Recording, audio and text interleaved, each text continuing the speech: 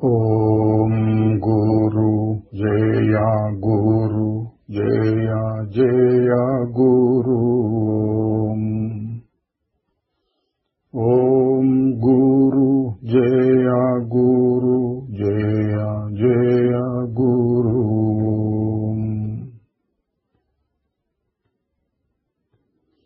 ఓం గురు జయ గురు జయ జయ గురు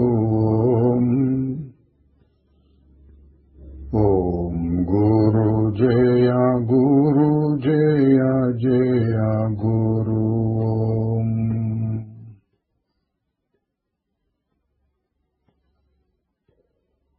ఓం నమో భగవతే శ్రీ రమణాయ.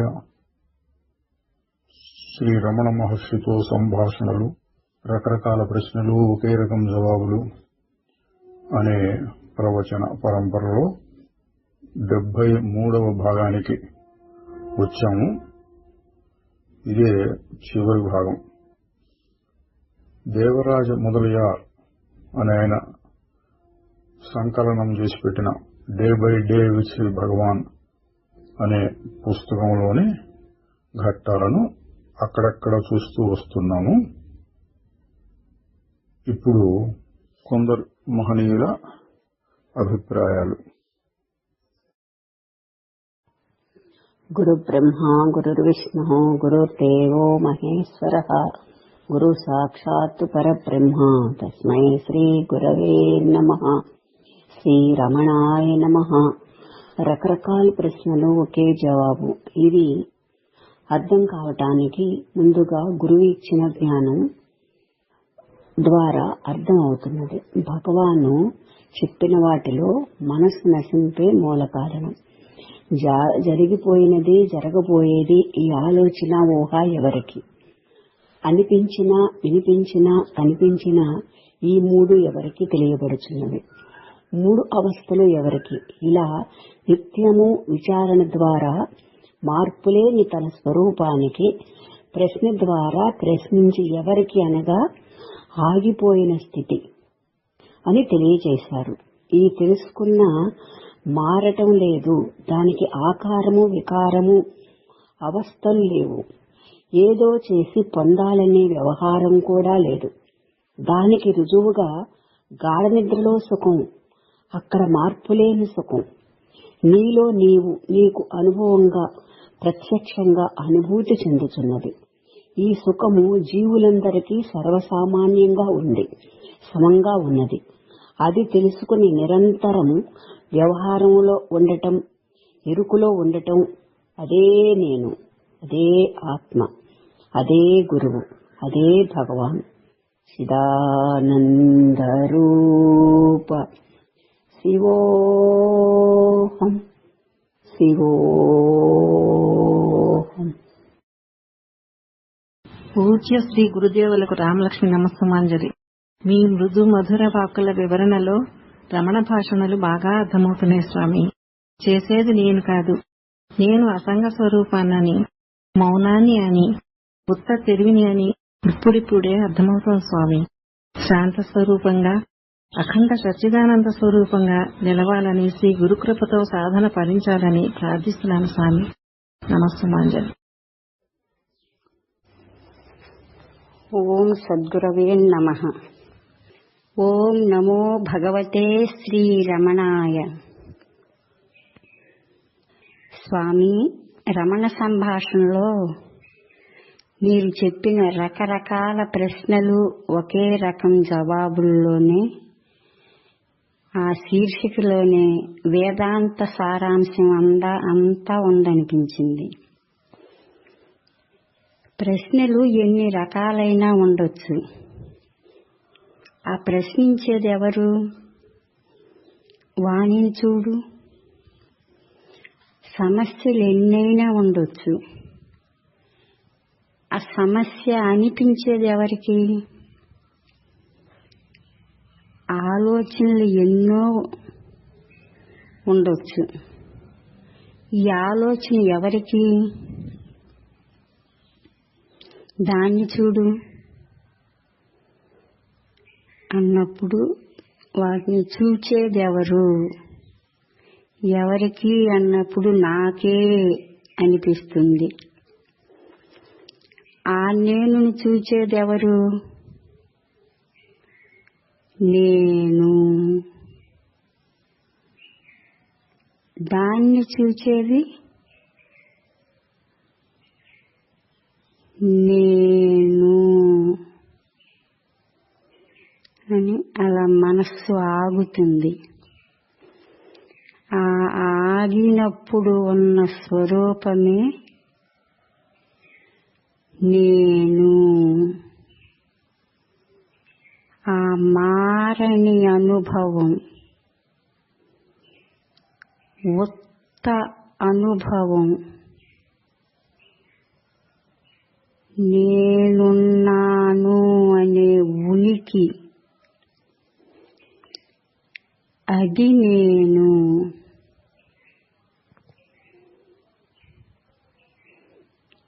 అది నేను అని తెలిస్తే ఇంకా ప్రశ్నలు, సమస్యలు, ఆలోచనలు వానితో సంబంధం లేదు. అదంతా అహంకారానికే. మూలాన్ని చూడు అన్నా, నిన్ను నువ్వు తెలుసుకో, నేనెవరు, ఆగి చూడు, ఇదే ఒకే రకం జవాబు. మహర్షి చెప్పినట్లు జరిగేది జరక్క మానదు, జరగనిది జరగనే జరగదు అనే సూక్తి ఈ మనసుకు బాగా నచ్చింది స్వామి. వ్యవహారంలో పట్టుదల లేదు. ఏది జరగాలో ఆ సంకల్పం అదే వస్తుంది, ఆ కర్మ జరిగిపోతుంది. దానికి ఏ ప్రయత్నం లేకుండానే వ్యవహారం అట్లా జరిగిపోతూ ఉంది. ఆ జరిగేదాన్ని చూడటం, ఓరక సాక్షిగా చూడటం, ఏదుంటే దాన్ని చూడటం. దీనికి అర్థమైంది స్వామి. ఈ మనస్సు తనలోనే శాంతంలోనే సుఖం ఉన్నదని తెలిసి ఏదైనా సమస్య రాగానే ఎవరికి, నేనెవరిని అని చూడగానే మనస్సు ఆగి ఆ హాయిని పొందుతోంది. వ్యవహారంలో వ్యక్తుల్ని వారి స్వభావం అనే దృష్టితో చూసినప్పుడు రాగద్వేషాలు తగ్గుతున్నాయి. స్వభావ దృష్టితో చూడగానే అక్కడ నేను కర్త కానప్పుడు ఎదుటి వాళ్ళు కర్తలు కాదు. నా స్వరూపానికి అవయవాలు లేవు, మనస్సు లేదు, అక్కడ కర్త లేదు, భోక్త లేదు. ఈ కర్త భోక్త అనుకునేదంతా అహంకారం. అది తెలియబడుతుంది. అహంకారం కూడా లేనిదే, మనిషి నీడలాగా. నీడ నిజంగా ఉందా అంటే లేదు, ఉన్నట్లుగా కనిపిస్తుంది. ఈ అహంకారం కూడా అంతే. నేను అహంకారాన్ని తెలుసుకునే సాక్షిని.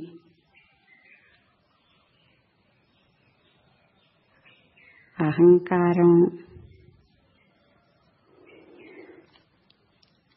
అదే కర్త భోక్త అనుకుంటుంది. సుఖదుఖాలు పొందేది అంతా అదే. నేను ఈ మొత్తాన్ని తెలుసుకునే సాక్షిని. ఎన్ని వచ్చినా ఎన్ని పోయినా ఏమి మారక ఎరుగు సాక్షి అనేది అనుభవంగా తెలుస్తున్నాయి స్వామి. అన్ని సంకల్పాలు తెర మీద బొమ్మల్లాగా వచ్చిపోతున్నాయి. దేనికి నిజమైన ఉనికి లేదు, మారిపోతోంది, ఏది నిలబడటం లేదు. తెలియబడుతోంది. తెలుసుకునే తెలివి స్వరూపమైన నేనెప్పుడు మారకుండా ఎప్పుడు ఆగి చూసిన అదే అనుభవం. అది నేను. మహర్షి చెప్పినట్లు పశువులకు తన దొడ్లోనే మంచి మేత లభిస్తే బయటికి వెళ్ళినట్లుగా తనలోనే ఉన్న ఆనందాన్ని తెలుసుకున్న ఈ మనస్సు విషయాల్లోకి వెళ్ళటం తగ్గుతోంది. అందులో ఆసక్తి తగ్గుతోంది. అంతా గురువే. సాధన శ్రీ గురు కృపచే సాధన జరుగుతోంది అనేది తెలుస్తోంది. ఏదుంటే దాన్ని సాక్షిగా చూడటం కుదురుతోంది స్వామి. భగవాన్ చెప్పినట్లు మీరు లోకం కోసం ఏమి సేవ చేయటం లేదు కదా అంటే, చేయటం లేదని ఎవరన్నారు? మౌనంలోనే జరుగుతోంది. నేనైన నేనుతో ఉన్నప్పుడు ఆ మౌనం ద్వారానే అది వ్యాపిస్తుంది. స్వామి సన్నిధిలో ఉన్నప్పుడు ఆ మౌనంలోనే శాంతం, హాయి అనేది తెలుసుకున్న మనసు తానుగానే ఉంటుంది. అదే భగవాన్ సమాధానం. మౌనం. నిన్ను నువ్వు తెలుసుకో. భగవాన్ రుణం చెప్పినట్లు గురు దక్షిణ ఏమిస్తారు అంటే, ఆయన సర్వాంతర్యామి, పూర్ణ స్వరూపం. ఆయనకి దక్షిణ ఇచ్చేది అనేది లేదు. ఆయనకి ఏమి లోటుందని ఆయన చెప్పిన దాన్ని ఉపయోగించుకొని వ్యవహారంలో వాడుకొని ఆ స్థితిలో ఉండటమే గురుదక్షిణ అన్నారు. ఆ గురుదక్షిణ కొంతైనా ఇచ్చిందన్న తృప్తి ఉంది స్వామి. ఇది వ్యవహారంలో మీరిచ్చిన జ్ఞానాన్ని ఉపయోగించుకుంటుంది, హాయిగా ఉంటుంది. నేను అనేది పూర్ణమైన స్వరూపం. అదే గురువు, అదే ఈశ్వరుడు నేను అన్న ఆ అనుభవాన్ని ఇచ్చింది స్వామి. అదే గురుదక్షిణ. స్వామి ఎంత ఆనందాన్ని, అనుభవాన్ని ఇచ్చిన ఆ సద్గురుమూర్తికి అనేక పాదాభివందనములు.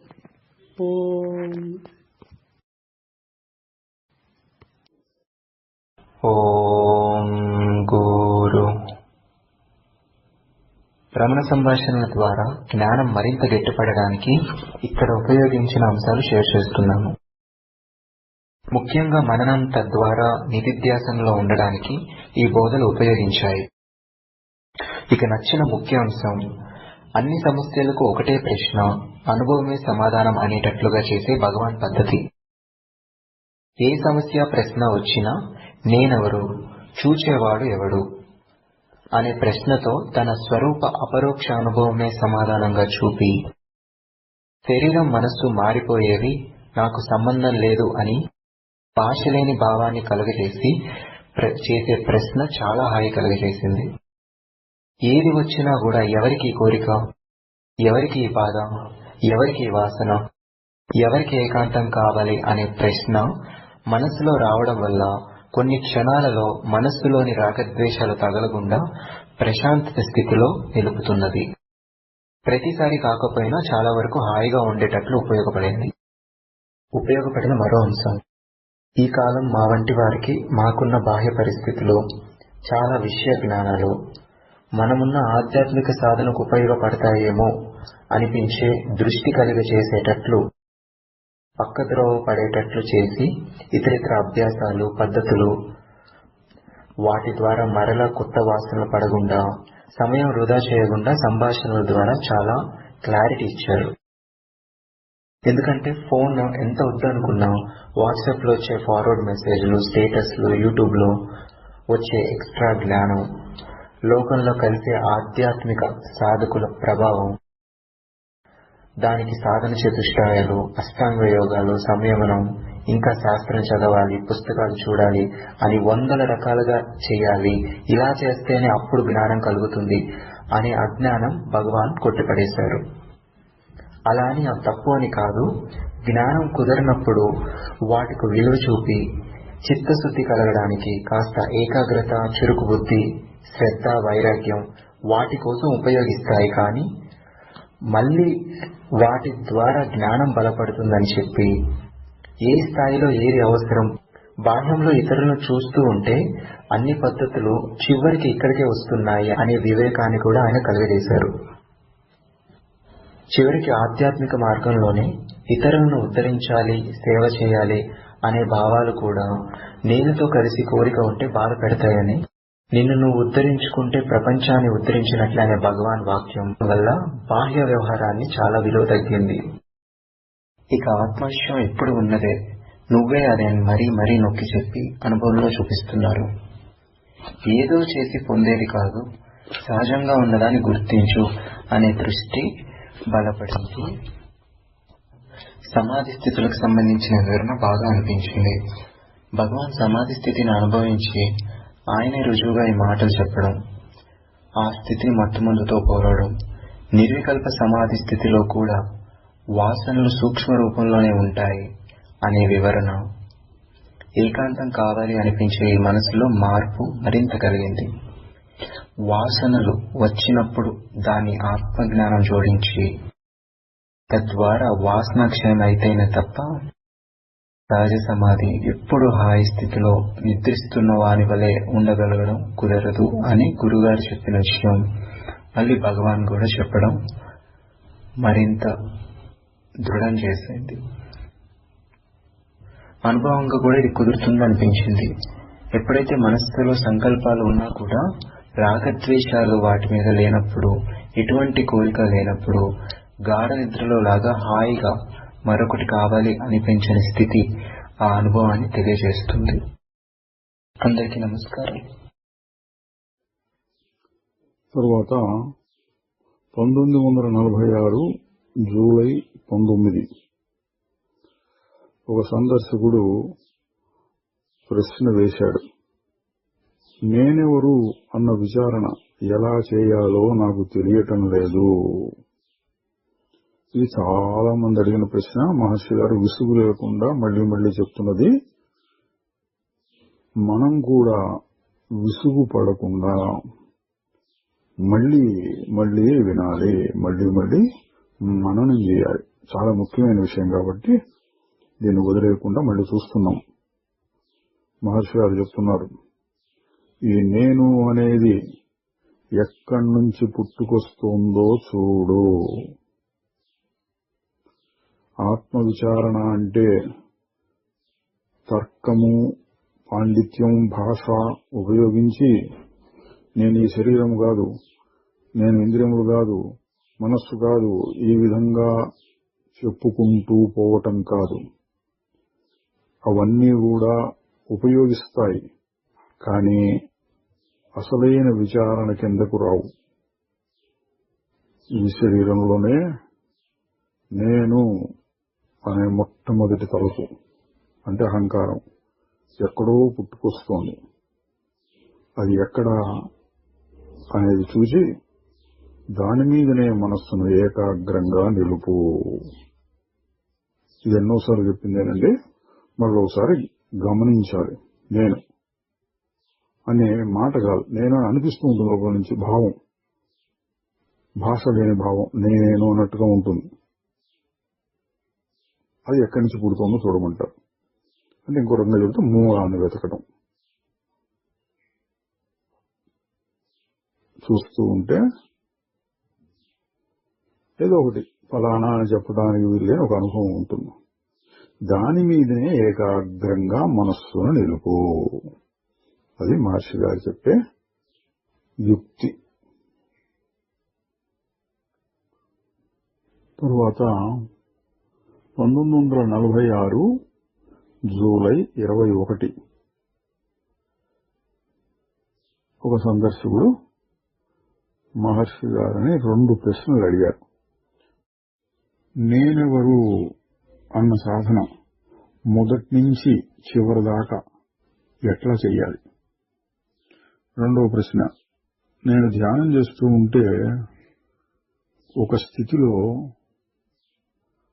శూన్యం, ఏమీ లేని స్థితి అనుభవానికి వస్తుంది.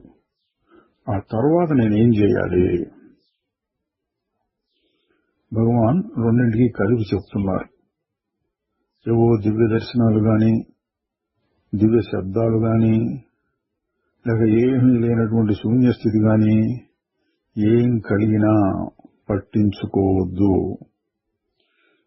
ఈ అన్ని అనుభవాల్లోనూ నువ్వు ఉంటావా ఉండవా?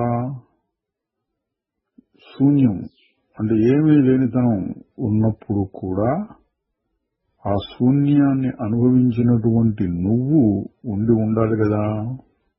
అటువంటి నేను మీద దృష్టిని నిలపటానికి ప్రయత్నిస్తూ ఉండటమే మొదలు అదే చివరాదే. ఈ సందర్భంలో మహర్షి గారు వివేక చూడామణిలోని 2 శ్లోకాలు 212, 213 ఉదహరించారు. శిష్యుడు అడిగాడు, నేను ఈ పంచకోశాన్ని అనాత్మ అని చెప్పి నిర్లక్ష్యం చేసిన తరువాత ఏమీ నాకు తోచటం లేదు. దానికి గురువు సమాధానం ఇట్లా ఉంటుంది. దేనివల్ల ఈ చరణాలన్నీ చూడబడుతున్నాయో, ఏ చరణము లేని స్థితి కూడా తెలియబడుతున్నదో, అంటే మనస్సు యొక్క భావము అభావము రెండింటినీ తెలుసుకునేది ఎల్లప్పుడూ ఉంటుంది. దాన్ని చూడు, దాన్ని పట్టుకో అంటే ఏకాగ్రంగా దాన్నే చూస్తూ ఉండు. కాసేపు అయినాక ఇదే విషయం మీద మహర్షి గారు చెప్పారు. మొదట్లో ఆత్మని ఏదో ఇతర విషయాన్ని చూచినట్లుగా చూస్తూ ఉంటాడు. అంటే ఈ ఆలోచన నేనంటే నేను ఇది కదా అది కదా అన్నట్లు. తరువాత ఆత్మని ఒక శూన్యంగా చూస్తాడు. తరువాత ఆత్మని ఆత్మగా చూస్తాడు. ఇందులో అసలు చూడటం అనేది ఉండదు. అయినా భాష కోసం చూస్తాడు అని చెప్పారు. ఆత్మను ఆత్మగా చూస్తాడు. కరెక్ట్ గా చెప్పాలంటే అసలు దేన్ని ఒకళ్ళని ఒకళ్ళు ఒకదాన్ని ఒకళ్ళు చూడటం అనేది ఉండదు. చూడటం ఉత్త ఉండటం, ఉత్త అనుభవం, ఉత్త ఉనికి అంతే.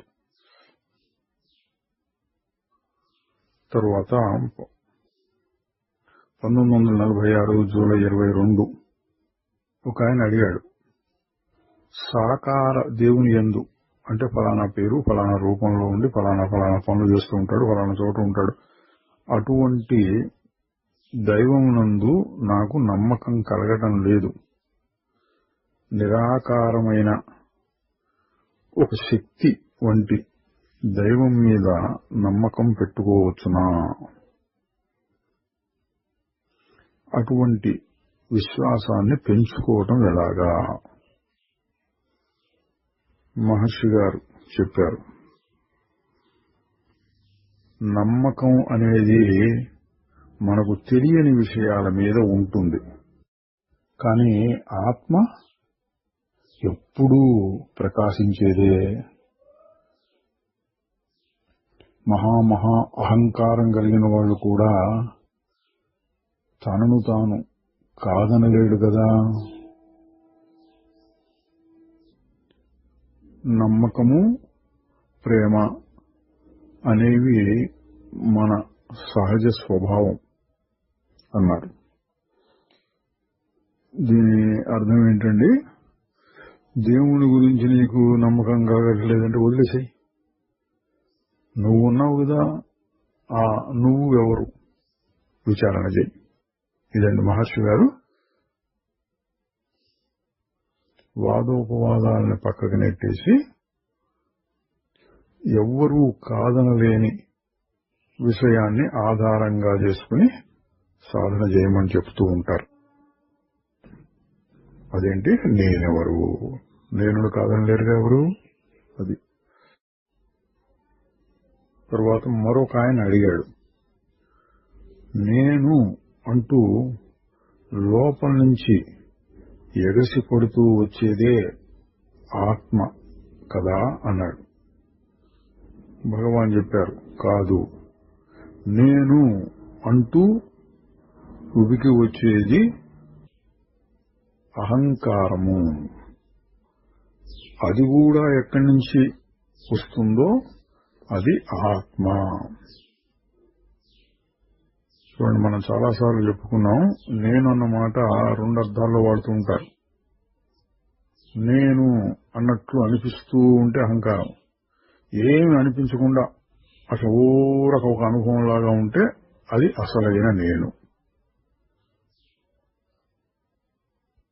ఆ అసలైన నేనులో నుంచి, అంటే నిశ్చలంగా నిర్మలంగా మౌనంగా ఉన్న దాంట్లో నుంచి ఉత్త ఉనికి, ఉత్త అనుభవం, దాంట్లో నుంచి బయటకు వచ్చేటటువంటిది అహంకారం. అహంకారంలోంచి తక్కిన ఆలోచనలన్నీ పుట్టుకొస్తున్నాయి. ఇంకొక ఆయన అడిగాడు, ధ్యానం చేసేటప్పుడు ఒకసారి ఈ కేంద్రం మీద, ఒకసారి ఆ కేంద్రం మీద అట్లా మార్చి మార్చి దృష్టి పెట్టుకోవచ్చునా? అంటే భూమధ్య స్థానంలో ఒకసారి, సహస్రారంలో ఒకసారి, హృదయ స్థానంలో ఒకసారి, నాభి స్థానంలో ఒకసారి, ఇట్లా ఇవన్నీ యోగాభ్యాసకులు చేసేటటువంటి పద్ధతులండి.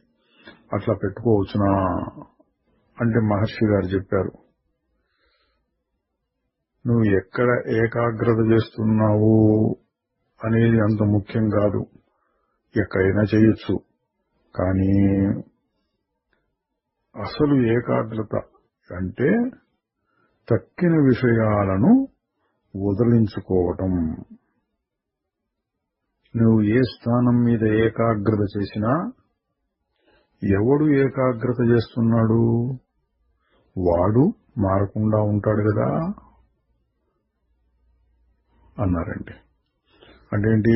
నేను భూమధ్య స్థానంలో కాసేపు దృష్టి నిలబెట్టి చూస్తున్నాను, తర్వాత నేను సహస్రారంలో దృష్టి పెట్టి చూస్తున్నాను, భూమధ్యం సహస్రారం మారిపోయినాయి. కాసేపు ఇక్కడ, కాసేపు అక్కడ నిలబెట్టే దేవుడు నేను అంటే అహంకారం. దాన్ని కూడా తెలుసుకునే దేవుడు శుద్ధ చైతన్యం. అది మారటం లేదు. అంటే మొదట్లో, అంటే సాధన మొదట్లో నీ ఇష్టం ఎక్కడైనా పెట్టుకో, కానీ అన్నీ వదిలించుకోవలసినవే. తరువాత 1946 ఆగస్టు 17 గుజరాత్ నుంచి వచ్చిన ఒక సందర్శకుడు అడిగారు, ఆత్మానుభవం అంటే ఏమిటి? ఈ భౌతికవాదులు దేవుడు, ఆత్మ అనేది ఏది ఉండదు అంటుంటారు. మహర్షి గారు చెప్పారు, భౌతికవాదులు ఏమంటారో దాన్ని పట్టించుకోవద్దు. అట్లాగే ఆత్మ, దేవుడు మొదలైన వాటిని గురించి కూడా బుర్రపాడు చేసుకోకు. నువ్వు ఉన్నావా లేవా? నీ గురించి నీ అభిప్రాయం ఏమిటి? నేను అంటే ఏమిటని నీవు అనుకుంటున్నావు? అప్పుడు ఆ ప్రశ్న వేసిన ఆయన చెప్పాడు, ఏదో నాకు తెలియదు కానీ శరీరం కంటే వేరుగా ఉన్నది అయి ఉండాలి. మహర్షి గారు అన్నాడు, శరీరం కంటే వేరు అని అంటున్నావు, మంచిదే. ఆ నేను శరీరం లోపల ఎక్కడి నుంచి బయటకు వస్తుందో కనుక్కోవాలి.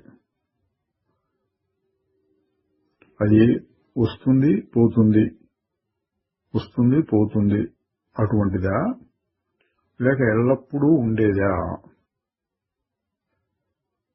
నిద్రలోంచి మెలకువ రాగానే ఒక నేను పుట్టుకొస్తుంది, శరీరాన్ని చూస్తుంది, ఈ ప్రపంచాన్ని చూస్తుంది. నిద్రపోగానే అది లేకుండా పోతుంది. ఇది ఒక నేను. ఇంకొక నేను శరీరం కంటే వేరుగా ఉంటుంది, దానితో సంబంధం లేకుండా ఉంటుంది. శరీరం ఉన్నా లేకపోయినా, అంటే నిద్రలో లాగా లేకుండా పోయినప్పుడు కూడా అది ఉంటుంది. నిన్ను నువ్వు ప్రశ్నించుకో,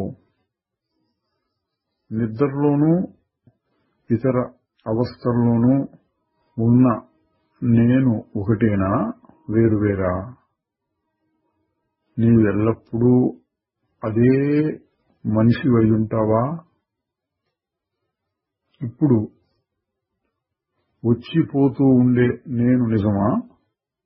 ఎల్లప్పుడూ ఉండేటటువంటి నేను నిజమా? దీన్ని నువ్వు కనుక్కుంటే ఆత్మను తెలుసుకోగలుగుతావు. దాన్నే ఆత్మ సాక్షాత్కారము అంటారు. అయితే అదేదో కొత్తది అనుకోకు. ఆత్మ ఎల్లప్పుడూ ఉన్నదే, ఎల్లప్పుడూ సాక్షాత్కారమే. అది కాకుండా వేరే ఏదో నేను అనుకుంటున్నావు కాబట్టి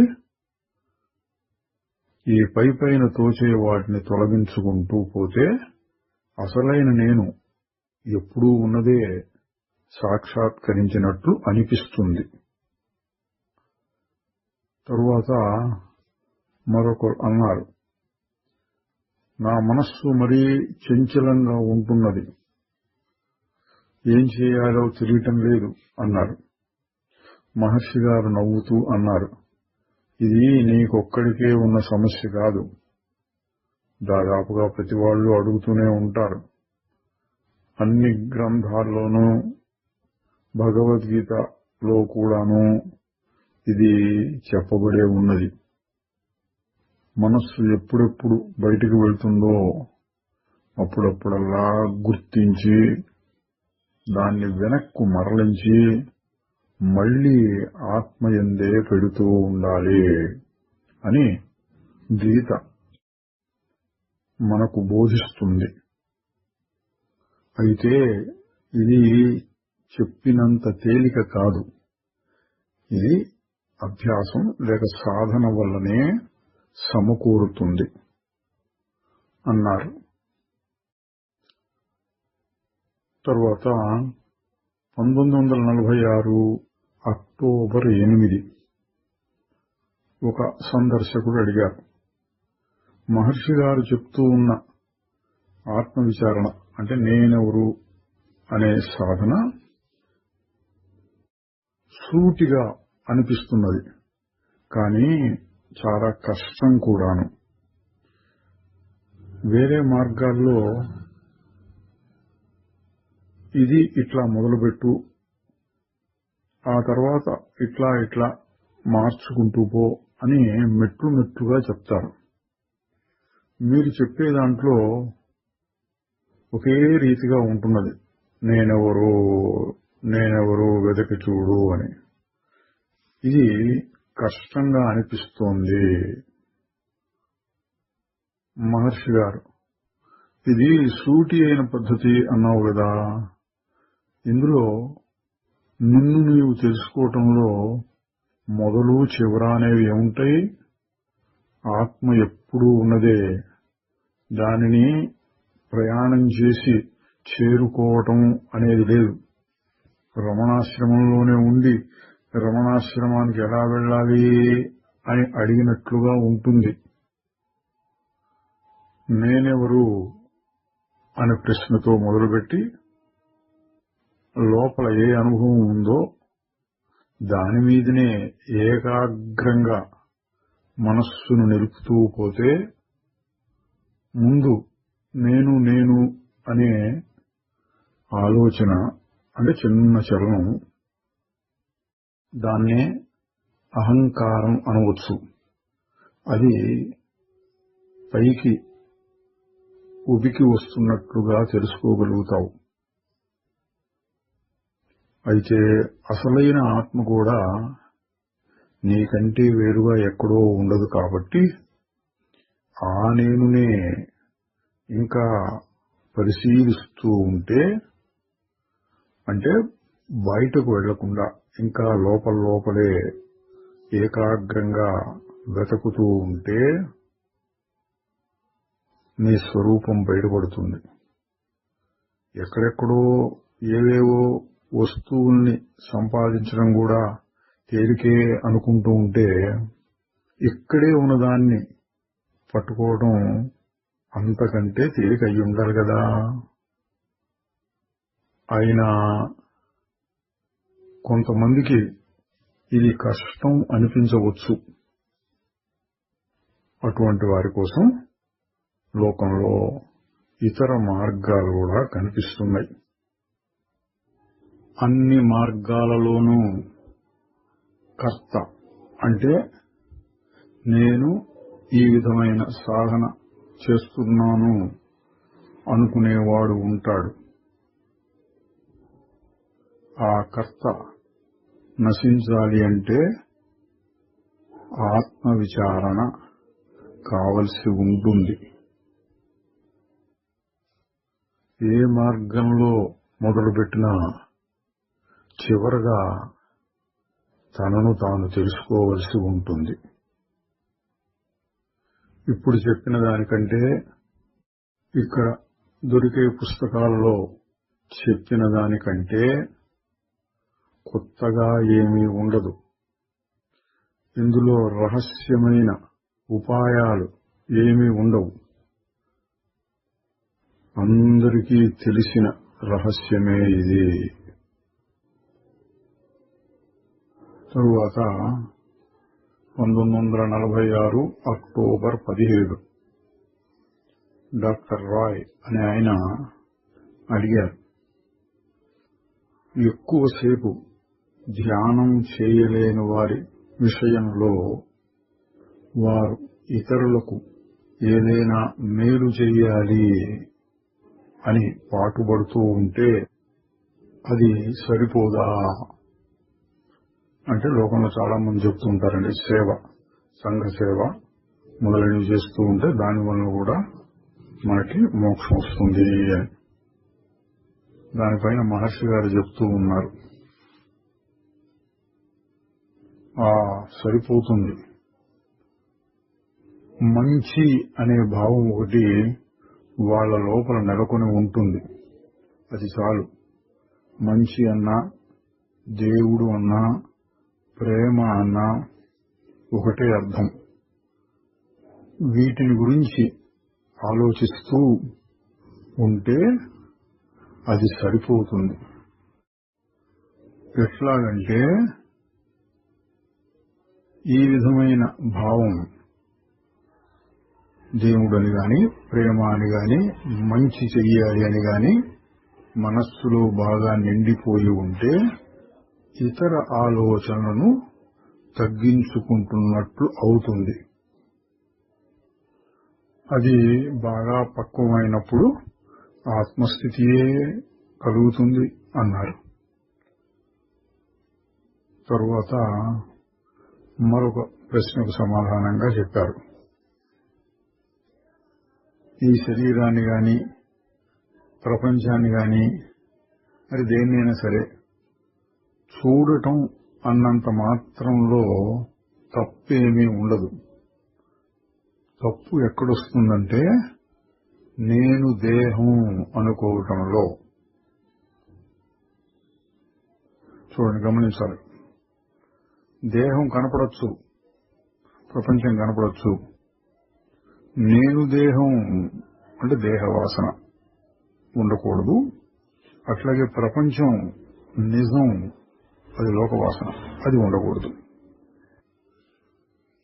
ఈ శరీరం నాలో ఉన్నది అని భావిస్తూ ఉండటంలో ఏమీ తప్పు లేదు.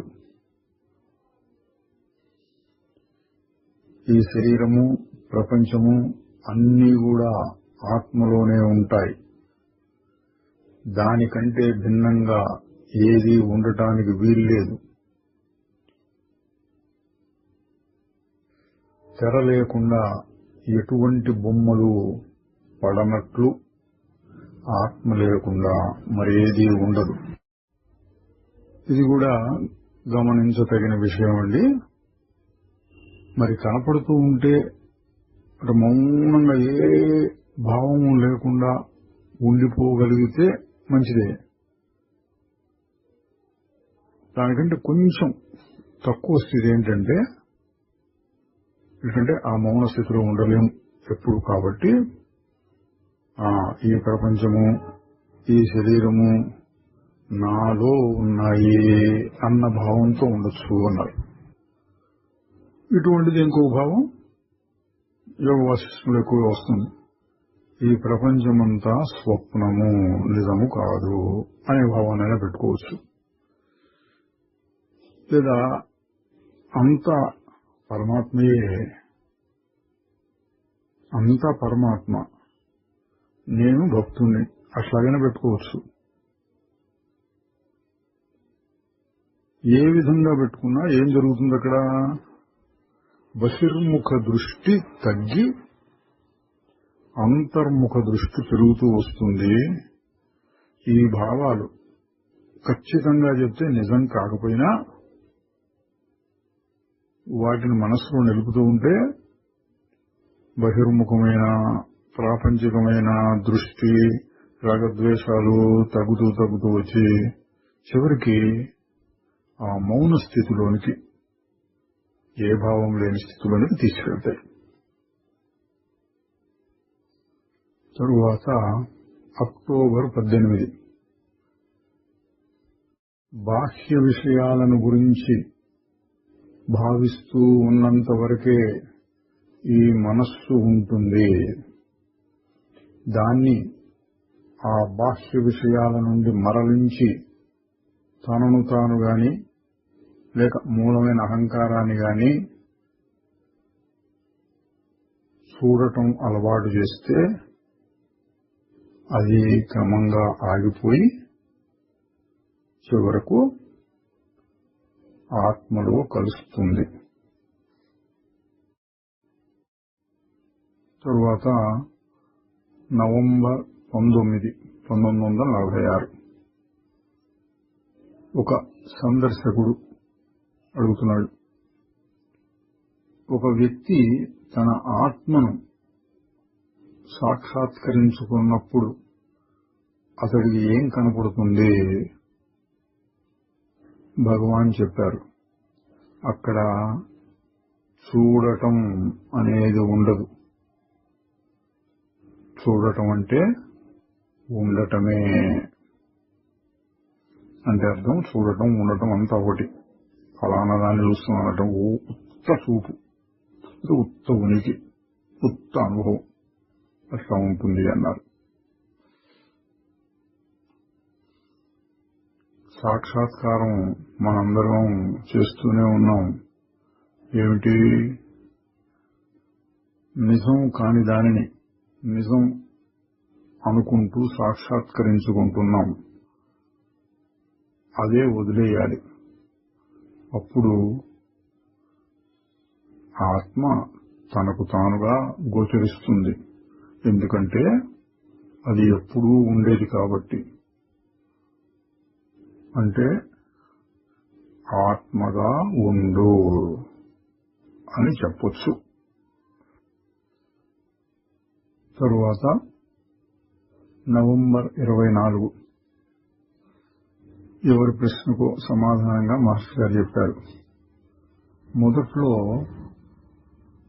తనను తాను శరీరంగా భావించుకుంటూ ఉండటం ఉంటుంది. అప్పుడు దేవుడు లేక సత్ పదార్థం కంటే నేను వేరు అని అనిపిస్తుంది. ఆ తరువాత నేను దేవుడికి భక్తుణ్ణి లేదా సేవకుణ్ణి లేదా ప్రేమిస్తాను దేవుణ్ణి అనటం ఉంటుంది. క్రమంగా మార్పు వస్తే రెండవ స్థితిలో నేను ఆ పరమాత్మ యొక్క అంశని, అంటే ఒక అగ్నిలో నుంచి ఒక నిప్పు కణం బయటకు వచ్చినట్లు అనిపిస్తుంది. అప్పుడు కూడా ఇంకా దేహాభిమానం, దేవుడి కంటే నేను వేరు అన్న భావం ఉంటుంది. ఇక తరువాత మూడవ స్థితిలో అన్ని రకాల భేదములు తొలగిపోయి ఆత్మ ఒక్కటే ఉన్నది అనే భావం నిలబడిపోతుంది.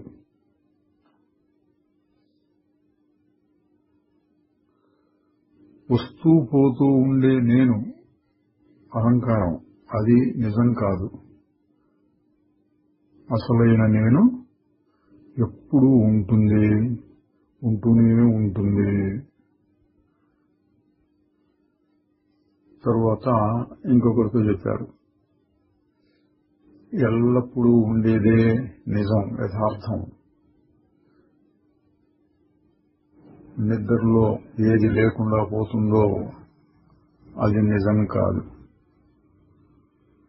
ఆ అనుభవాన్ని, అంటే నిద్రలో ఉన్న సత్పదార్థం యొక్క అనుభవాన్ని జాగ్రత్త అవస్థలో, అంటే మెలకువలో ఉన్నప్పుడు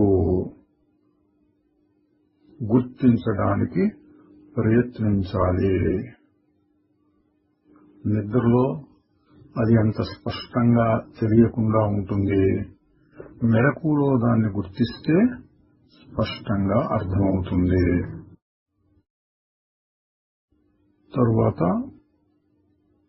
మరొకరు ఎక్కువ మంది అడుగుతున్న ప్రశ్నే, నేనెవరు, విచారణ ఎలా చేయాలి అంటే మహర్షి గారు చెప్పారు, నేను శరీరం కాదు, నేను శుద్ధ చైతన్యాన్ని అనుకుంటూ ఉండటం కాదు.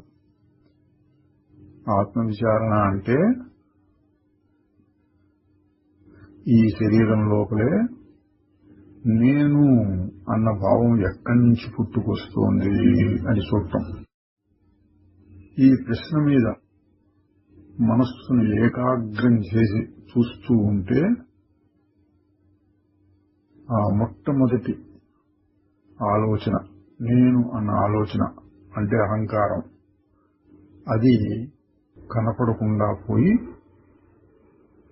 ఆత్మ లేక పెద్ద నేను అంటే మారకుండా ఉండేదాన్ని పెద్ద అన్న పేరుతో చెప్పారు. ఇక్కడ పెద్ద నేను మిగులుతుంది. తరువాత 1946 డిసెంబర్ 31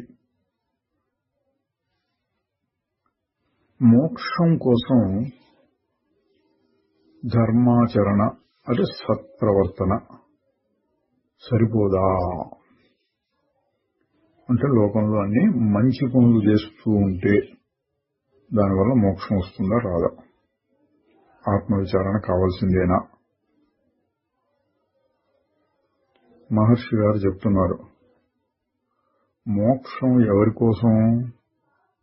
ఎవరు మోక్షం కావాలని అడిగేది? సత్ప్రవర్తన అంటే ఏంటి? అసలు ప్రవర్తన అంటే ఏంటి? అందులో మంచి ప్రవర్తన, అందులో మంచి అంటే ఏంటి? ఏది మంచి ఏది చెడు అని ఎవరు నిర్ణయించాలి? తనకున్న పాత సంస్కారాలను అనుసరించి ప్రతివారు ఇది మంచి ఇది మంచిది కాదు అనుకుంటూ ఉంటారు. అసలు సత్పదార్థం తెలిస్తే అప్పుడే ఏది మంచో తెలుస్తుంది. అందువలన ఉత్తమమైనటువంటి పద్ధతి ఏమంటే ఎవరికి మోక్షం కావాలి అని తెలుసుకో. ఆ నేను లేక అహంకారం యొక్క మూలాన్ని వెతుకుతూ వెళ్ళు. అది అన్ని సత్ప్రవర్తనలకి మూలం అన్నారు. ఆ ప్రశ్న అడిగిన ఆయన దీంతో తృప్తి చెందక ఇంకా రకరకాలుగా అడగడం మొదలుపెట్టారు. శాస్త్రాల్లో చెప్పిన నిత్య కర్మలు, ధర్మ ఆచరణ చేయవలసిన పని లేదా? సరే, మహర్షి గారు ఆయన స్థాయికి తగినట్లుగా చెప్పారు. శాస్త్రాల్లో అలాగే చెప్పబడి ఉంది. మంచి నడవడి తప్పు అని ఎవరంటారు? అది నీ లక్ష్యాన్ని క్రమక్రమంగా చేరుస్తుంది అనేదాన్ని కూడా ఎవరూ కాదనలేరు. సత్ప్రవర్తన లేక నిత్యకర్మలు చిత్తాన్ని శుద్ధి చేస్తాయి. దాన్నే చిత్తశుద్ధి అంటారు. శుద్ధమైన మనస్సు జ్ఞానాన్ని పొందగలుగుతుంది. అదే మోక్షం. అంటే చివరి మెట్టుగా జ్ఞానం పొంది తీరాలి. దానికోసం అహంకారం యొక్క మూలాన్ని చేరవలసి ఉంటుంది. అయితే ఈ విషయం నచ్చని వాళ్ల కోసం సత్కర్మలు చేయాలి. అవి చిత్తశుద్ధిని కలిగిస్తాయి. చిత్తశుద్ధి జ్ఞానాన్ని కలిగిస్తుంది. జ్ఞానం వల్ల మోక్షం వస్తుంది అని మెట్టుమెట్టుగా చెప్తూ ఉంటారు. ఓం నమో భగవతే శ్రీరమణాయ. ఈ విధంగా డే బై డే విత్ భగవాన్ అనే గ్రంథం దేవరాజ్ మొదలయ్యారు గారు రచించిన దానిలో నుంచి కొన్ని ముఖ్యాంశాలు అక్కడక్కడ చూసుకుంటూ వచ్చాము. అయితే కొత్త ఏమీ లేదు, ముందే చెప్పుకున్నాం. మహర్షి గారు ఎప్పుడు చెప్పినా ఒకే రకంగా చెప్తూ ఉంటారు. అయితే మళ్ళీ ఎందుకు చెప్పుకున్నాం అంటే మననం కోసం.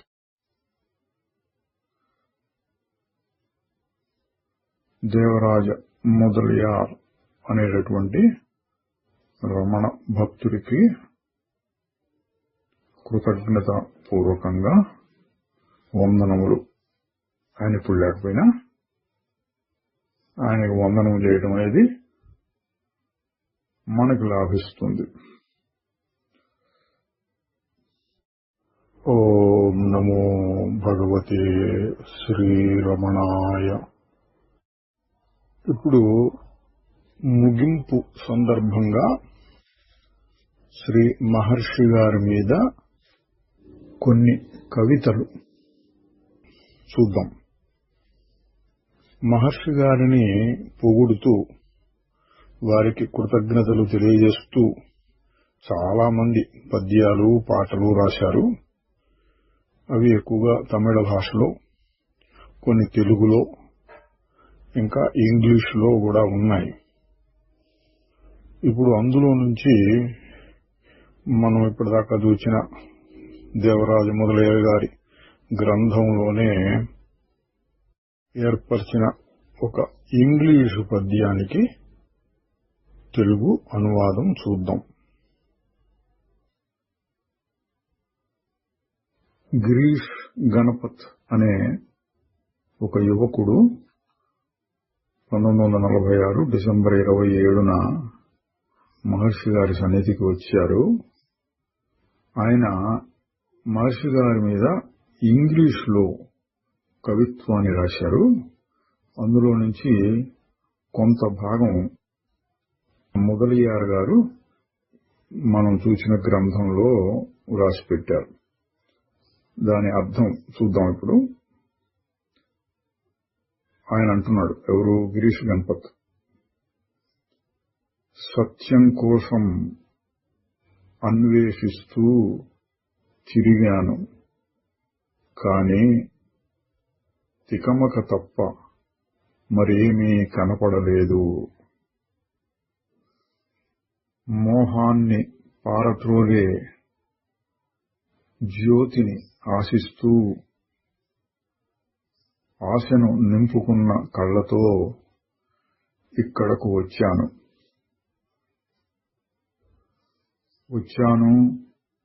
మీ పాదాల చెంత కూర్చున్నాను. ఏదో తెలియని రూపంలో శాంతి, మౌనం నా ఆత్మను పట్టుకున్నాయి. అద్భుతమైన మౌనంతో మీరు నాకు సాయపడ్డారు. ఆశా జ్యోతి ఉరకలు వేసింది. నా స్వప్నం నెరవేరినట్లు చూచాను. నిశ్చలమైన కత్తితో అంధకారపు తెరలను తెగ కోశాను.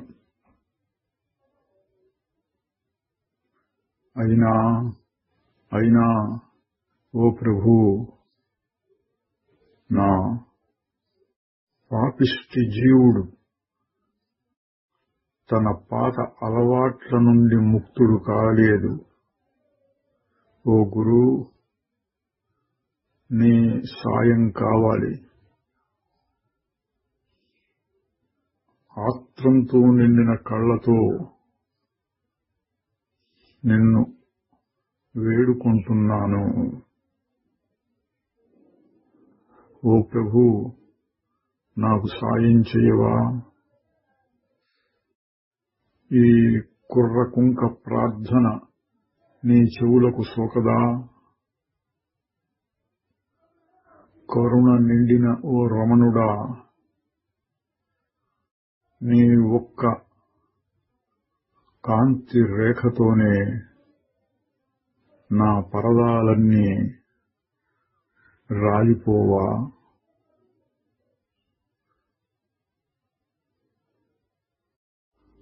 ఇప్పుడు ఇంకొక కవిత్వం రామకృష్ణ మఠానికి సంబంధించినటువంటి స్వామి దేశికానంద వారు మహర్షి గారి మీద చెప్పిన ఒక కవిత్వం. ఓ ప్రభు దక్షిణామూర్తి, నీవెంతటి దయామయుడవు! మానవాకారంలో వచ్చి మనుష్య జాతిని ఆశీర్వదించి ఆదుకుంటున్నావు. సత్యం, శివం, సుందరమే స్వరూపంగా గల ఆ భగవానికి నా ప్రణామాలు మళ్ళీ మళ్ళీ మళ్ళీ. మరొక కవిత్వం గ్రాంట్ డఫ్ అనే ఆయన ఇంగ్లీష్ రాజవంశీకుడు. దూరాలు తిరిగాను. అవును, నిజమే. దేశం నుండి దేశానికి తిరిగాను. సాధువుల్ని చూచాను, రాజపొంగవుల్ని, రాణుల్ని చూచాను. మనోహరులైన, విఘ్నులైన, వైభవోపేతులైన వారిని ఎందరినో చూచాను. కాని ఒక్కచోట మాత్రమే, అరుణాచల ఆశ్రమంలో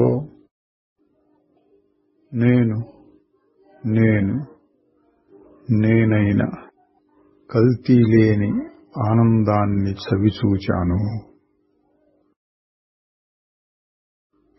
మరొక కవిత్వం A.W. చాడ్విక్ ఇంగ్లీష్ పెద్ద మనిషి, చాలా కాలం ఆశ్రమంలోనే ఉండేవారు. ఆయన మహర్షి గారు ఎప్పుడూ చెప్తూ ఉండే శరణాగతి, అర్పణ అనే దాని మీద పద్యాలు రాశారు. అర్పించుకున్నాను నన్ను నేను అని చెబుతాను, కానీ నేను దేన్ని వదులుకున్నాను? ఆ విధంగా మాట్లాడటం తేలికే, కాని అవన్నీ బోళా మాటలు. నాలుక చివర నుండి ఎగిరిపడ్డ మాటలే. నమస్కారాలు, సాష్టాంగాలు మొదలైనవన్నీ అదంతా ఒక ప్రదర్శన, ఒక నాటకం. శాస్త్రాలను, పెద్ద గ్రంథాలను ఉటంకించటం మాటల్లో పరిపూర్ణం, చేతల్లో కాదు. విసుగు చెందాను వీటన్నిటి వల్ల. మళ్లీ మొదలు పెడతాను, కానీ చెయ్యలేను. నువ్వే నన్ను మలుచుకోవాలి. నీవు నేను ఒకటి అయ్యేంత వరకు నన్ను కరిగించి మారుస్తూ ఉండాలి. ఇక అర్పణ అన్న మాటలే లేకుండా పోవాలి. అప్పుడే మొదలవుతుంది అసలైన అర్పణ. ఈ విధంగా 73 భాగాలుగా చూస్తూ వస్తున్న శ్రీ రమణ మహర్షితో సంభాషణలు, రకరకాల ప్రశ్నలు, ఒకే రకం జవాబులు అనే ప్రవచన పరంపర ముగింపుకు వచ్చింది. ఇప్పుడు ఈ కార్యక్రమంలో రమణ మహర్షి గారు చెప్పిన ఉపదేశం యొక్క సారాంశాన్ని మరొక మారు ఇంకొక రూపంలో చూద్దాం. అదేంటంటే, రమణ మహర్షి గారు స్వయంగా రచించినటువంటి ఉపదేశ సారం అనే చిన్న గ్రంథం, 30 శ్లోకాలు. ముందు తమిళంలో రాశారు, ఆ తర్వాత వారే దాన్ని సంస్కృత శ్లోకాలుగాను, తెలుగులోకి అనువాదం, తర్వాత మలయాళంలో కూడా అనువాదం చేశారట. ఇది చాలా ముఖ్యమైన గ్రంథంగా రమణ భక్తులు భావిస్తూ ఉంటారు. రమణాశ్రమంలో దీన్ని రోజు పారాయణ చేస్తూ ఉంటారు. ఇది విష్ణు సహస్రనామ పారాయణం, లలితా సహస్రనామ పారాయణం, భగవద్గీత పారాయణం ఇట్లా చేస్తున్నట్టుగా ఉపదేశ సారం అనే దాన్ని మహర్షి గారు ఉన్న రోజుల్లోనే మొదలుపెట్టారు. ప్రతిరోజు పొద్దున దీన్ని పారాయణ చేస్తూ ఉంటారు. ఇందులో సారం ఉన్నది అని. సరే, మనం ఆ రకంగా పారాయణం చేయనక్కర్లేదు, సారాన్ని గ్రహించి అభ్యాసం చేయాలి. ఈ ఉపదేశ సారానికి చాలా మంది ఉపన్యాసాల రూపంలో బోధలు చేశారు. గంటలు కూడా చేసే దీనికి మనం అంతగా చూడటం లేదు. ఎందుకంటే ఇందులో వచ్చే విషయాలన్నీ మనం చూసినటువంటి సంభాషణల్లో ఏదో సమయంలో మహర్షి గారు చెప్పినవే, కొత్త ఏమీ ఉండదు. కనుక ఊరికే మనం కాలక్షేపం నిమిత్తం చూస్తున్నాం. సరే, శ్లోకం 1. కర్తురాజ్ఞయా ప్రాప్యతే ఫలం కర్మ కిం పరం కర్మ తజ్జడం. ఈశ్వరుని యొక్క ఆజ్ఞ చేత కర్మలకి ఫలం దొరుకుతోంది. కర్మ పరమాత్మయా? కాదు, అది జడ పదార్థం. ఈ కర్మ చేస్తే ఈ ఫలం అంటుంటారు కదా, ఆ లక్షణం కర్మ ఏర్పరచుకున్నది కాదు, ఈశ్వరుడు ఏర్పాటు చేశాడు కర్మకి. 2 కృతిమహోదధౌ పతన కారణం ఫలమశాశ్వతం గతి నిరోధకం. కర్మ ఫలం అశాశ్వతం. చేసిన దానికి ఫలం వస్తుంది, కానీ కొద్దిసేపే ఉంటుంది. అది ఈ సంసార సముద్రంలో మనుషుల్ని అంటే జీవుల్ని పడవేయటానికి, పడేసి ఇంకా తిప్పటానికి కారణమవుతోంది. మోక్షం అనే దానికి దూరం చేస్తుంది. ఈ 2 శ్లోకాలు ఏం చెప్పారంటే, అంతకుముందు సాధారణంగా వైదిక కర్మలని లేక లౌకికంగా ఇతరులకు సేవా కార్యక్రమాల మొదలైనవి, అందువల్లనే మోక్షం వస్తుంది అని చెప్పేవాళ్ళు ఉన్నారు. మహర్షి గారు దాన్ని అంగీకరించట్ల. కర్మ వలన మళ్లీ జన్మలు వస్తూ ఉంటాయి, సంసార చక్రం తిరుగుతూ ఉంటుంది. 3 ఈశ్వరార్పితం నేచ్ఛయా కృతం చిత్తశోధకం ముక్తి సాధకం. కర్మ పనికిరాదు, అది మోక్షాన్ని ఇవ్వదు అని 2 శ్లోకాల్లో చెప్పి దాన్ని ఇంకొక రకంగా చెబుతున్నారు. అదే కర్మని తన స్వంత కోరికలంటూ లేకుండా ఈశ్వరార్పణ దృష్టితో, ఫలితం నాకొద్దు, చెయ్యాలి కాబట్టి చేస్తున్నాను అన్నట్లు ఈశ్వరార్పణ దృష్టితో చేస్తే అది చిత్తశుద్ధి కలగటానికి ఉపయోగిస్తుంది. ఆ విధంగా ముక్తికి సాధనమవుతుంది. అంటే కోరికతో చేసే కర్మ బంధము, కోరిక లేకుండా ఈశ్వరార్పణగా చేస్తే మోక్షము. తరువాత 4 కాయవాంగ్మనః కార్యముత్తమం పూజనం జపశ్చింతనం క్రమాత్. ఈ కర్మ చేయొచ్చు, మంచి కర్మ ఈశ్వరార్పణగా అన్నారు కదా, అందులో రకాలు చెప్తున్నారు. అంటే ఏంటి, సాధకులకు సరిపోయే విధంగా చెప్తున్నారు. ఇందులో ఉపదేశ సారం అన్నందుకు శాస్త్రాల్లో వచ్చేటటువంటి రకరకాల సిద్ధాంతాలు, ఏం చేయాలి, ఎట్లా చేయాలి, ఇదే అదే మంచి చెడు అవన్నీ చెప్పకుండా సాధకులకు కావలసిన విద్యలో మొదటి 2 శ్లోకాల్లో కర్మ వద్దు, పనికిరాదన్నారు. అయితే కర్మని నిష్కామంగా ఈశ్వరార్పణ దృష్టితో చేస్తే మంచిదే అన్నారు. ఆ కర్మను ఏ విధంగా చేయొచ్చు అంటే, శరీరం చేత పూజలు మొదలైనవి, వాక్కు చేత జపము మొదలైనవి, మనస్సు చేత ధ్యానం అనేటటువంటిది చేయవచ్చు. ఇందులో ఒకదానికొకటి ఒకటి మెరుగు. అంటే శరీర స్థాయిలో చేసే పూజ కంటే జపము, జపం కంటే ధ్యానము ఉత్తమం. తర్వాత 5 జగతీశధీయుక్త సేవనం అష్టమూర్తి బృందేవ పూజనం.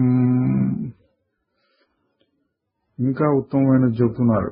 ఈ ప్రపంచమంతా ఈశ్వరుడే అనేటటువంటి భావనతో చేసేటటువంటి పూజ అంటే మానసికమైన పూజ, గౌరవభావం, భక్తి. భగవద్గీతలో చెప్పారు, అద్వేష్ట సర్వభూతానాం మైత్ర కరుణైవ చ.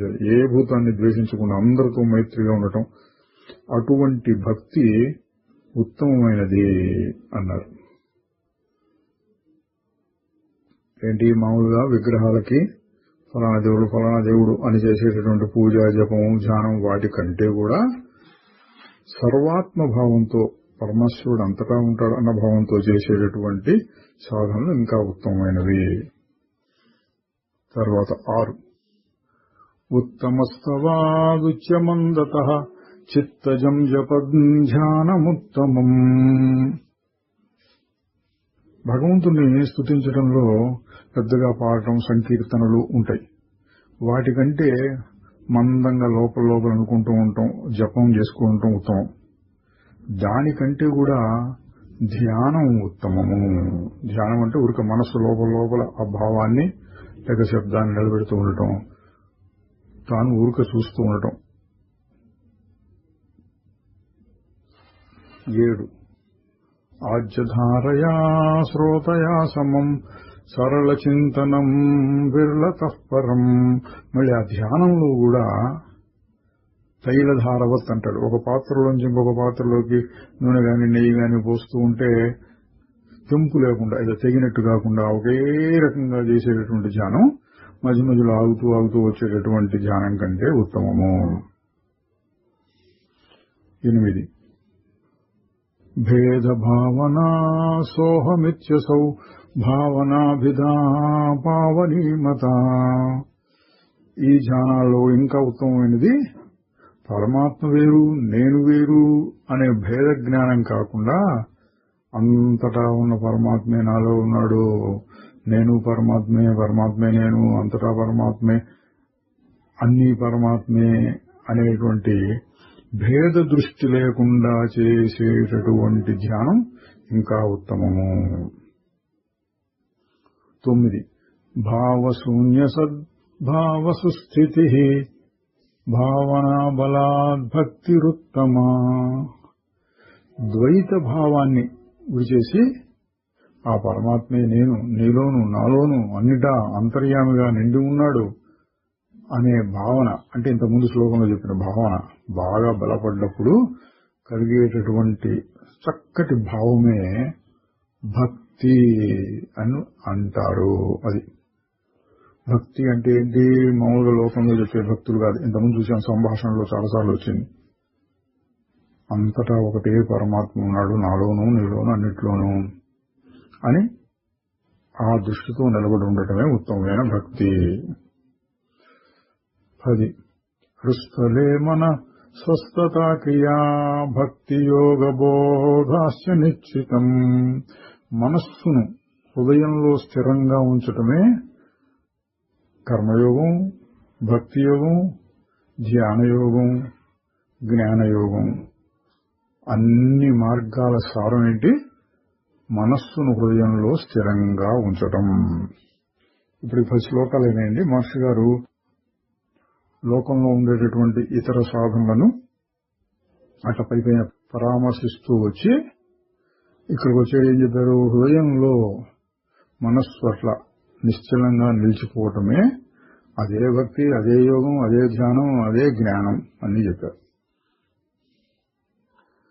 11 వాయురోధనాలీయతే మనః జాలపక్షివద్ రోధ సాధనం. ప్రాణాయామం చేత మనస్సు కదలకుండా ఉండేటట్టు చేయొచ్చు. ఉదాహరణ, వలలో చిక్కిన పక్షిలాగా అన్నారు.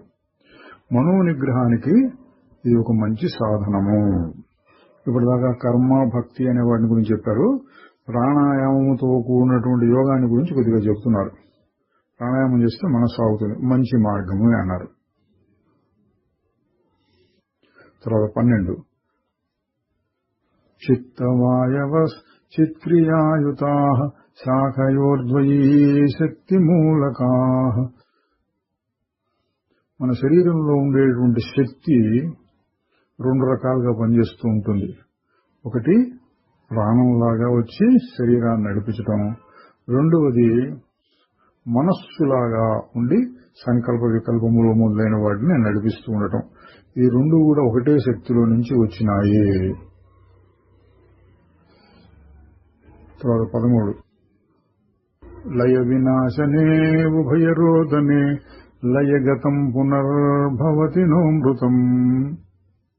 అయితే ప్రాణాయామం చేయగలిగేటటువంటి మనస్సుని ఆపటం మంచిదే కానీ అని ఇంకో చెబుతున్నారు ఇక్కడ. లయము వినాశము అని 2 రకాలుగా మనస్సు ఆగుతుంది. లయము వినాశము. లయించిన మనస్సు తిరిగి జడిస్తుంది. ఎట్లా నిద్రపోయినప్పుడు ఆగిపోయింది, మళ్ళీ వస్తుంది. అది బాగా తాగి పడుకున్నాడు, ఆగిపోయిన మనస్సు మళ్ళీ వస్తుంది. నశించినటువంటి మనస్సు మళ్లీ పుట్టదు. ఇక్కడ నశించడం అంటే ఏంటో తర్వాత చెప్తారు, చూద్దాం. 14 ప్రాణబంధనాల్లీన మానస ఏకచింతయా నాశమేచదః. ప్రాణాయామం మొదలైన యోగ ప్రక్రియల చేత మనస్సు లయం అందుతుంది, అంటే కనపడకుండా పోతుంది, మళ్ళీ వస్తుంది. ఇక మనస్సు ఆత్మని తదేకంగా ధ్యానిస్తూ ఉంటే నశిస్తుంది, అంటే మనస్సు నశించి ఆత్మ మిగులుతుంది. ఇది ప్రాణాయామంలో ఆగిన మనస్సుకి, జ్ఞానంలో ఆగిన మనస్సుకి తేడా. జ్ఞానంలో ఆగిన మనస్సు ఉంటుంది కదా, అది కూడా చూసాం మనం ఇంతకుముందు వచ్చినవి. ఇవన్నీ ఉన్నట్లు కనిపిస్తుంది కానీ నేను అని అనిపించదు, తనకంటే వేరుగా ఉంటుంది. తరువాత 15 నష్టమానసోత్కృష్టయోగినః కృత్యమస్తి కిం స్వస్థితిం యతః. ఆ విధంగా మనస్సు నశించినటువంటి పరమయోగికి చేయదగినటువంటి కర్మ ఏముంటుంది? ఇంకా అతనికి కర్తవ్యం అనేది ఉండదు. ఎందుకని? ప్రపంచంలో ఏది జరిగినా నేను అనుకునేటటువంటి కర్తకు సంబంధించింది. ఇప్పుడు ఆ నేను పోయింది, అంటే నేను నడుస్తూ ఉంటుంది, కానీ శత్రుశత్రుఘ్న విభాగం జరిగింది. నేను అది. ఈ అహంకారం అనేటువంటిది నేను కాదు. రెండు నేనులు ఉంటాయి, వేరువేరుగా ఉంటాయి. ఆ స్థితిని పొందిన యోగికి ఇక కర్తవ్యం అనేది లేదు. 16 దృశ్యవారితం చిత్తమాత్మనః చిత్వదర్శనం తత్వదర్శనం. దృశ్య వస్తువు నుండి, అంటే బాహ్య వస్తువు నుంచి చిత్తాన్ని వెనుకకు మరల్చి స్వరూపాన్ని, చిత్ అంటే శుద్ధ చైతన్యం యొక్క స్వరూపాన్ని తెలుసుకుంటే అదే తత్వదర్శనం.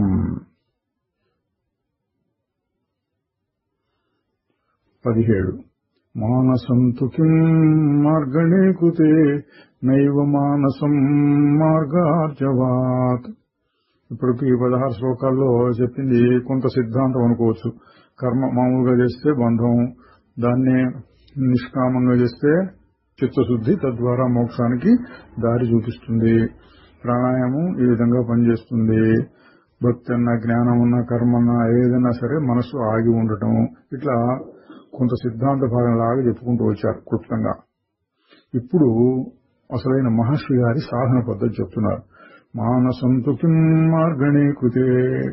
మనస్సు అంటే ఏమిటి అని వెతకటం మొదలు పెడితే మనస్సు లేకుండా పోతుంది. ఇదే సరి అయిన దారి.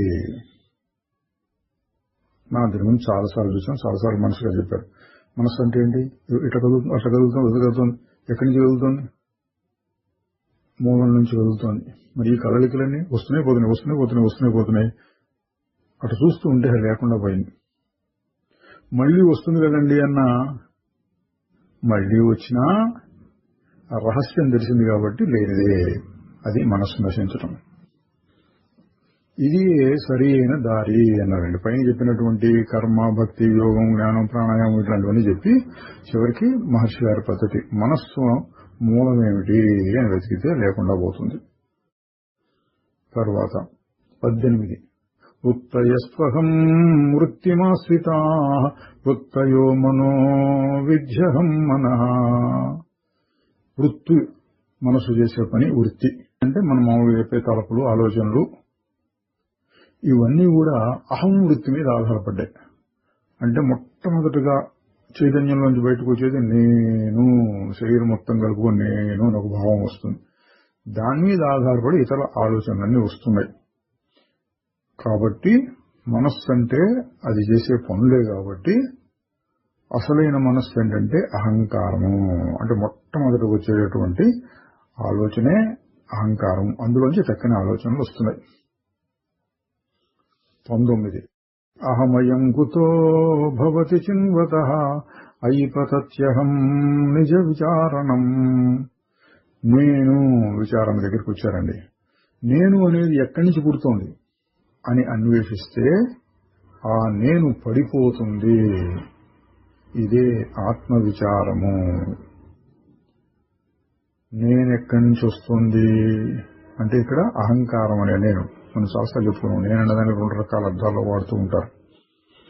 అహంకారం ఎక్కడ పుడుతోంది అని అన్వేషిస్తే ఆ నేను పడిపోతుంది.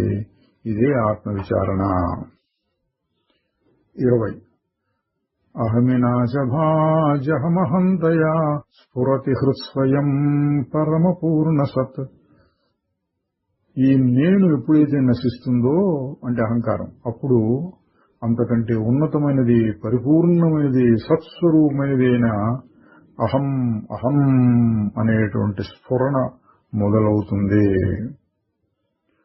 నేను అనే భావన లేకుండా అటు ఊరక అనిపిస్తూ ఉంటుంది. అది అహం స్ఫురణ అని మహర్షి గారు చెప్తూ ఉంటారు. ఊరక తెలుసుకుంటున్నాను అన్నట్టుగా ఉంటుంది. నేను అన్న మాట కూడా లేకుండా తెలుసుకుంటున్నాను చెప్పడం కష్టం, అదో రకంగా ఉంటుంది. అటువంటి స్ఫురణ బయలుదేరుతుంది అహంకారం నశించినప్పుడు అన్నారు. 21 ఇదమహం పదాభిఖ్యమన్వహం అహమిలీనకేప్యలయ సత్తయా. అహం వృత్తి లయమైనప్పుడు సదా సత్పదార్థం భాషిస్తూ ఉంటుంది. అదే నేను అనే మాటకు అసలైన అర్థము. ఇప్పుడు చెప్పుకున్నాను నేను 2 రకాల అర్థాలు వస్తుందని. అహం వృత్తి అంటే నేను అహంకారం లయించిపోయినప్పుడు ఆ సత్పదార్థం మిగిలి ఉంటుంది, దాన్ని తీసేయడానికి వీల్లేదు. అదే అసలు నేను. 22 విగ్రహేంద్రియా ప్రాణధీతమః నాహమేక సత్ తజ్జడం హ్యసత్. దేహము, ఇంద్రియములు, ప్రాణము, బుద్ధి, అవిద్య ఇవేవి నేను కాను, అవి జడములు. ఏకమైన సద్రూపమే నేను. అటువంటి అనుభవం కలిగిన తర్వాత ఏం కలగాలి? కొంతకాలం అభ్యాసం చేస్తే అదే నేను ఇది నేను కాదు అనేటువంటి భావం ఎక్కడ? మళ్ళీ మనస్సులోనే. మనస్సు ఇంతకుముందు అటుపక్క ఉంది, ఇప్పుడు ఇటుపక్కకు వచ్చి అది నేను కాదు ఇది నేను అనాలట. ఎందుకు? అవన్నీ జడములు కాబట్టి.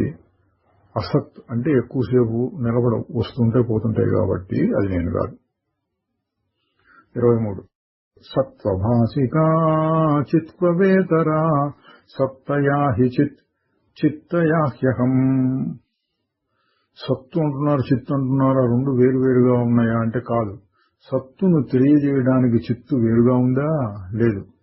సత్తే చిత్తు, చిత్తే నేను. అంటే రకరకాలుగా వివరించడం కోసమే మాటలు వాడతాం గాని అనుభవం కలిగినప్పుడు చూస్తే అటు ఊరక ఉండటం అన్నా ఉత్త తెలివి అన్నా రెండు ఒకటే. తెలివి ఉన్నది అనొచ్చు, లేదా ఉన్నదే తెలుసుకుంటుంది అనొచ్చు, చెప్పడం కష్టం. సత్తే చిత్తు అంటున్నారు. 24 ఈ సజీవయోర్వేషధీభిదా సత్స్వభావతో వస్తు కేవలం. వేదాంత శాస్త్రంలో మహావాక్యములని చాలా ప్రసిద్ధంగా ఉన్నాయి, జీవుడే దేవుడు అన్నట్లుగా. దాని గురించి కూడా కొద్దిగా చెబుతున్నారు.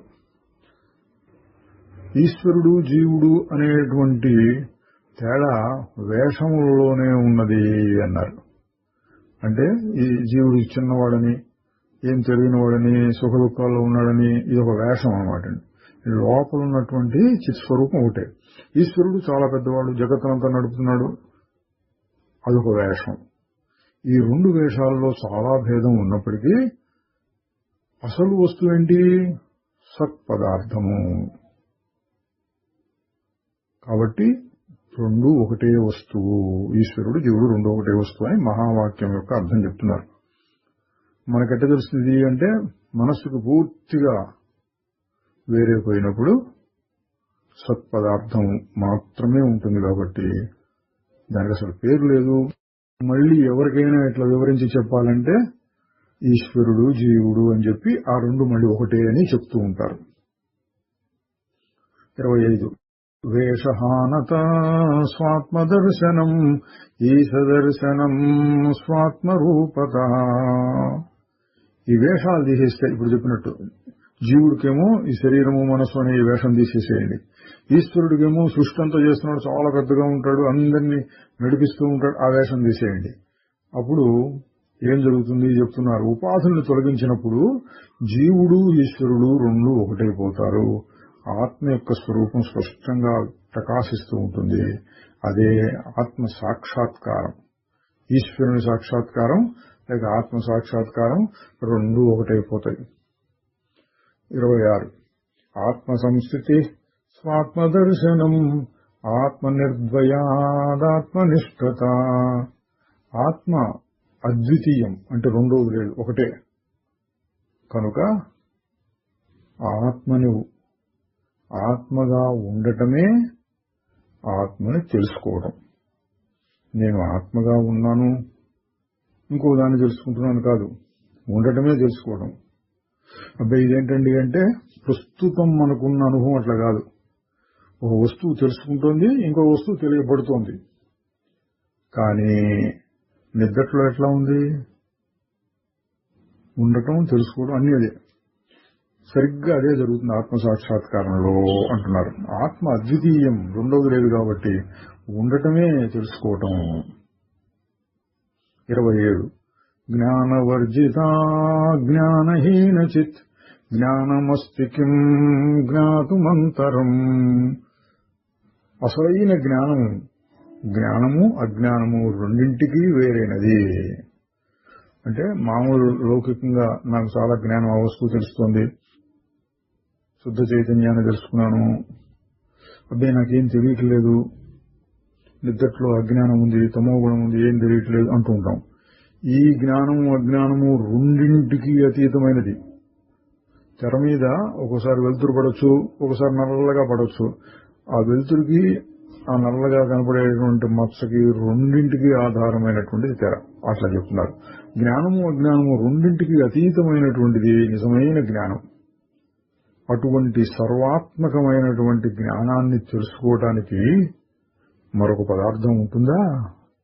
ప్రస్తుతం మనం దేహం దగ్గర మొదలుపెట్టి దేహాన్ని తెలుసుకునేది ఎవరు? కన్ను, కన్నును తెలుసుకునేది ఎవరు? మనస్సు, మనస్సును తెలుసుకునేది ఎవరు? అహంకారం, అహంకారాన్ని తెలుసుకునేది సాక్షి. ఇట్లా చెప్పుకుంటూ పోవచ్చు. చివరి మెట్టుకొచ్చినాక చైతన్యం, దాన్ని తెలుసుకునేది ఎవరు? ఇంకేం లేదు, దాన్ని అదే తెలుసుకుంటుందన్నారు. ఉండటం, తెలుసుకోవడం, దాన్ని తెలుసుకోవడం ఏదో రకరకాలుగా చెప్పొచ్చు, అనుభవంలో చూసుకోవాలి. 28 కిం స్వరూపమిత్యాత్మదర్శనే అవ్యయాభవా పూర్ణచిత్సుఖం. తన నిజస్వరూపం ఎప్పుడు చూడబడుతుందో అప్పుడు తాను ఆద్యంతములు లేని పూర్ణ స్వరూపం చిదానందం అని తెలుసుకుంటాడు. తన నిజస్వరూపం తెలిస్తే చక్కటి ఆనందం దొరుకుతుంది. మనం ఎన్ని రకాల బోధలు చెప్పుకున్నా, ఎన్ని రకాల శాస్త్రాలు చూసుకున్నా చివరికి కావాల్సిందేంటి? హాయిగా ఉండటం. ఆ హాయి ఇక్కడ దొరుకుతుందన్నాడు. తన నిజస్వరూపం చూసుకున్నప్పుడు ఆద్యంతములు లేని సుఖస్వరూపం తానే అని తెలుస్తుంది. అప్పుడేం జరుగుతుంది? 29 బంధముక్త్యతీతం పరం సుఖం విందతీహ జీవస్తు దైవికః. పరమ సుఖం అన్నారు కదా, ఆ సుఖం ఎటువంటిది? బంధానికి ముక్తికి అతీతమైనది. అసలు లేదు, అసలు బంధమే లేదు. బంధోస్తి నా మోక్షోస్తి. ఆ స్థితిలో చూస్తే బంధం లేదు, మోక్షం లేదు. అటువంటి అతీతమైనటువంటి పరమ సుఖాన్ని పొందినటువంటి జీవుడు ఇక దైవమే అయిపోతాడు. చివరి శ్లోకం 30 అహమపేతకం నిజ విభానకం మహదిదం తపో రమణవాగియం. అత్యుత్తమైనటువంటి తపస్సు ఇదే అన్నారు రమణ మహర్షి. ఏది? ఈ విధంగా నేను అనేది లేకుండా, అంటే అహంకారం లేకుండా, నేను అనటం లేకుండా ఉత్త స్ఫురణ రూపంలో మిగిలేటటువంటి అనుభవమే చాలా మహత్తరమైనటువంటిది, అన్నిటికంటే గొప్పది, ఉన్నతమైనది. అదే తపస్సు అని రమణుని దివ్య వాక్కు. ఈ విధంగా ఉపదేశ సారాన్ని చూచాం. దీనికి ఎక్కువ వివరణ అక్కర్లేదు. ఎందుకనంటే మనకి సంభాషణలోనే ఈ అన్ని విషయాలు వచ్చినాయి. సరే, ఉపదేశ సారం యొక్క సారం ఏమిటి అని చూస్తే కర్మయోగం, భక్తి మొదలైన పద్ధతులు లోకంలో ఉన్నవి మెట్లుగా ఉపయోగిస్తాయి. కానీ చివరి విషయం తన స్వరూపాన్ని తను తెలుసుకోవడం, అట్లా ఊరక ఉండటం. అక్కడ నేను అన్నా ఈశ్వరుడు అన్నా అంతా ఒకటైపోతుంది. అప్పుడు పరమ సుఖం అంటే చెదరన్నటువంటిది, ఎటువంటి పరిస్థితుల్లోనూ చెదరకుండా ఉండేటటువంటి సుఖం. సుఖం అంటే ఏదో విషయాలను పొందినప్పుడు వచ్చేటువంటి ఎగిరిపడేటటువంటి సుఖం కాదు, ప్రశాంతం అది లభిస్తుంది. దానికి మార్గం ఆత్మ విచారణ. మనస్సు ఎక్కడి నుంచి పుడుతోంది, అహంకారం ఎక్కడి నుంచి పుడుతోంది, ఈ విచారణ అనేటువంటి సాధన. ఇది మహర్షి గారు ఎప్పుడు చెప్పేటటువంటిదే. అదే సారం దీనిలో కూడా మళ్ళీ వచ్చింది. ఓం నమో భగవతే శ్రీరమణాయ. ఓం నమో భగవతే శ్రీరమణాయ. ఓం నమో భగవతే శ్రీరమణాయ. ఈ గ్రంథముల ద్వారా మనకు జ్ఞానబోధన అందజేసినటువంటి శ్రీ రమణ భగవాన్, శ్రీ మునగాల వెంకటరామయ్య గారు,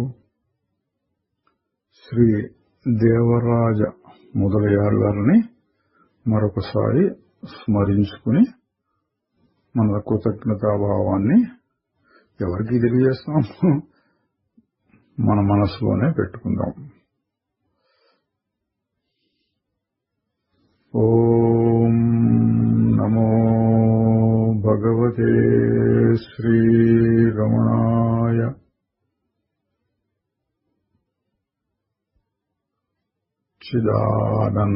చిదానందరూప శివోహం శివో